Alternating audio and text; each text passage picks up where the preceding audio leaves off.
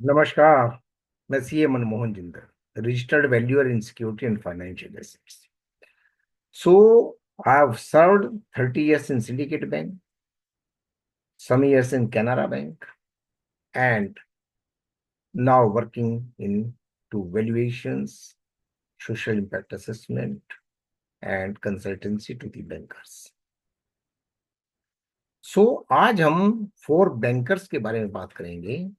क्या विशेषताएं होनी चाहिए, कौन से फोर बैंकर्स हिंदुस्तान में काम कर रहे हैं, और यही वीडियो मेरी इंग्लिश में भी है और मैंने सोचा कि हिंदी में भी बनानी चाहिए. तो भारत में बैंकिंग बहुत व्यापक है, जटिल है, और दूर दराज के भूगोल में रहने वाले, दूर दराज के क्षेत्रों में रहने वाले 140 करोड़ भारतीय नागरिकों की सेवा करने की जिम्मेदारी बैंकिंग सेक्टर पर है. बैंकिंग सेक्टर कई तरह के ग्राहकों को, व्यक्ति, कंपनी, फर्में, इवन गवर्नमेंट को भी अपनी सेवाएं प्रदान करते हैं. ग्राहक की अपेक्षाओं पर और उनकी कामकाजी जरूरतों को पूरा करने के लिए भारत में विभिन्न प्रकार के बैंक काम करते हैं, जिनमें सार्वजनिक बैंक हैं, निजी बैंक हैं, विदेशी हैं, लघु वित्त हैं और लोकल एरिया बैंक भी हैं. हम सभी जानते हैं कि इन सभी बैंकों का रेगुलेट या विनियमित किया जाता है रिजर्व बैंक ऑफ इंडिया के द्वारा, जो हमारी सेंट्रल बैंकिंग की संस्था है. और reserve bank of India is the supreme body among the banks. Bank बेहतर सेवा देने के लिए चार प्रकार के गुण और चार प्रकार की विशेषताएं रखते हैं. नंबर वन, नैतिक बैंकर, संधारणीय बैंकर, भविष्य का बैंकर और डिजिटल बैंकर. तो ये नैतिक बैंकर कौन होता है? तो नैतिक बैंकर कोशिश करता है कि निष्पक्षता बनी रहे, अखंडता बनी रहे, और जिम्मेदार बैंकिंग प्रथाओं को प्राथमिकता देता है. यह सुनिश्चित करते हैं कि जितनी भी वित्तीय गतिविधियां हों, वो उच्च नैतिक और नैतिक मानकों का पालन करें. जैसे बैंक उन हानिकारक उद्योगों को लोन नहीं देगा, उनमें निवेश नहीं करेगा जो तंबाकू उत्पादन करते हैं, हथियार उत्पादन करते हैं, चाइल्ड लेबर और मिनरल मतलब शोषणकारी व्यवसाय जो हैं, उनमें बढ़ावा नहीं देंगे. समाज के वंचित वर्गों का समर्थन करके वित्तीय समावेश को बढ़ावा देंगे, निष्पक्ष ऋण प्रथाओं का पालन करेंगे और शिकारी ऋण से बचेंगे. वित्तीय लेन देन में पारदर्शिता और जवाबदेही बनाए रखेंगे. तो इन लोगों को कहा जाता है कि ये बैंकर नैतिक रूप से अपनी जिम्मेदारी निर्वहन कर रहे हैं. वित्तीय संस्थाओं में जनता का यदि विश्वास है, तभी वह फलेगी, फूलेगी, बढ़ेगी, और वित्तीय संस्थाएं भी जनता का विश्वास बनाने के लिए नैतिक बैंकिंग बहुत ही महत्वपूर्ण है. रिजर्व बैंक ऑफ इंडिया भी जानता है, रिजर्व बैंक ऑफ इंडिया ने प्रयास भी किए हैं कि नैतिक प्रथाओं के प्रति जिम्मेदारी रखी है, और ऋणदाताओं के लिए निष्पक्ष व्यवहार संहिता, बैंकों के प्रति बैंक की प्रतिबद्धता और बैंकरों के लिए आचार संहिता आदि पर जोर दिया है. हालांकि बैंकिंग आजकल जो धोखाधड़ी लोग कर रहे हैं, या एनपीए जो इंक्रीज हो रहे हैं, वह बैंकर्स के लिए एक बहुत बड़ी चुनौती है और सस्टेन करना आसान नहीं है. दूसरा, संधारणीय बैंकर जो ईएसजी प्रिंसिपल्स के ऊपर काम करता है, संधारणीय बैंकर पर्यावरण, सामाजिक और शासन सिद्धांतों के ऊपर काम करता है। ग्रीन बैंकिंग अक्षय ऊर्जा समर्थन करने वाली परियोजनाओं का वित्त पोषित करना, कार्बन फुटप्रिंट को कम करना, यह सुनिश्चित करना कि बैंकिंग सेवाएं सामाजिक कल्याण में योग दें, यह भी अपनी सामाजिक जिम्मेदारी को पूरा करने का प्रयास करता है। और इस तरह के बैंक दीर्घकालिक मूल्य सर्जन में ऐसी व्यवसायों में निवेश करते हैं जो लाभ को संधारणीयता के साथ संतुलित करते हैं। मतलब वो प्रॉफिट तो कमाते हैं, परंतु एनवायरनमेंट को, सोशल को, गवर्नेंस को नुकसान नहीं करते और उनका पालन करते। यूएनटीटी के मुताबिक 2070 तक हिंदुस्तान ने, भारत ने प्रतिबद्धता जताई है कि वह शुद्ध शून्य उत्सर्जन में प्रयासरत है।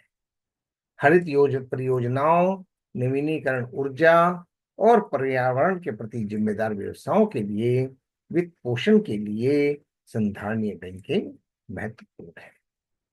रिजर्व बैंक ऑफ इंडिया और सेबी ने बैंकों, वित्तीय संस्थाओं को भी ईएसजी दिशा निर्देश पेश किए हैं। बैंकों ने भी ग्रीन डिपॉजिट स्वीकार करना शुरू किया है और ग्रीन लैंडिंग का अभ्यास भी शुरू कर दिया है। और बीआरएसआर के अंदर 1000 जो टॉप कंपनीज हैं उनको बीआरएसआर रिपोर्टिंग भी करनी पड़ती है। तीसरे तरह का बैंक आ जाता है फ्यूचर बैंकर, जो फ्यूचर के लिए प्रिपेयर हो रहा है, फ्यूचर के लिए सस्टेन हो रहा है। तो यह डिजिटल युग के बैंकरों की उभरती भूमिका प्रतिनिधित्व करता है। जहां पारंपरिक बैंकिंग तेजी से बदल रही है, भविष्य की बैंकिंग को आकार दिया जा रहा है। इसके अंदर एआई स्वचालन, चैटबॉट, एआई संचालित निर्णय, अभी हमने देखा psbonline.com से 2 मिनट के अंदर एक letter of principle, sanction of principle निकल आता है, बाद में उसका पता लगाना पड़ता है। और आजकल फिनटेक कंपनियां बैंकों से सहयोग कर रही हैं, अभिनव संसाधनों के लिए स्टार्टअप के साथ साझेदारी कर रही हैं, और ऑनलाइन लैंडिंग अब काफी बढ़ गई है, जहां पर ऑनलाइन असेसमेंट किया जाता है, ऑनलाइन डिसबर्समेंट किया जाता है, ऑनलाइन रिकवरी ली जाती है। व्यक्तिगत बैंकिंग अनुकूलित सेवाएं प्रदान करने के लिए बिग डाटा और आर्टिफिशियल इंटेलिजेंस का उपयोग किया जा रहा है। आने वाले समय में ब्लॉकचेन के ऊपर काम हो रहा है, क्रिप्टो करेंसी के ऊपर भी चल रहा है कि ये कितनी यूजफुल रहेगी, कितनी यूजफुल नहीं रहेगी, मंथन जारी है। भारत के तेजी से डिजिटलीकरण के साथ भविष्य के बैंकर प्रतिस्पर्धी बने रहने के लिए यूपीआई, डिजिटल ऋण,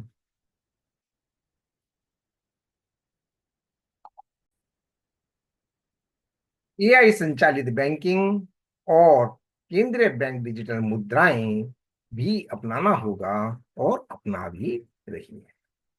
बैंक वर्तमान में की आवश्यकताओं के अनुसार सिस्टम को अपग्रेड कर रहे हैं, भविष्य के लिए तैयार हो रहे हैं। अभी हिंदुस्तान में डिजिटल रुपी चल रहा है, यूपीआई ने सिनेरियो चेंज कर दिया है, और अब गरीब से गरीब और अमीर से अमीर व्यक्ति की जेब में मोबाइल में पैसा है, यूपीआई के थ्रू पेमेंट है। फोर्थ है digital banker. Without digitization you cannot achieve the future plans, you cannot sustain into the future और इनटू द प्रेजेंट।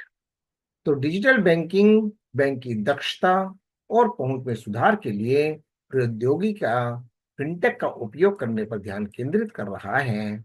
इसमें सेवाएं हैं ऑनलाइन मोबाइल बैंकिंग, ऐप के थ्रू, इंटरनेट बैंकिंग के थ्रू कैश लेन then, AI और data analytics ग्राहक के बेहतर अनुभव के लिए प्रक्रियाओं को प्रचलित करना।